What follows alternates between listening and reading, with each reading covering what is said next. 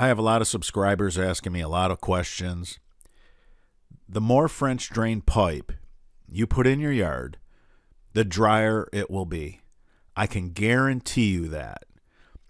If you want to take a trencher from a rental place and you want to use it for your convenience, I can understand that for a DIY or a homeowner.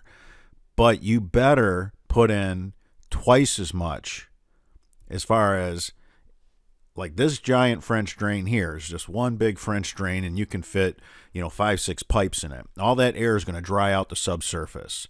But if you just are going to use a trencher, and I get it, it's easy for the homeowner, make sure you run 4 or 5 of those lines instead of just one big one to dry up your yard. All right, everybody.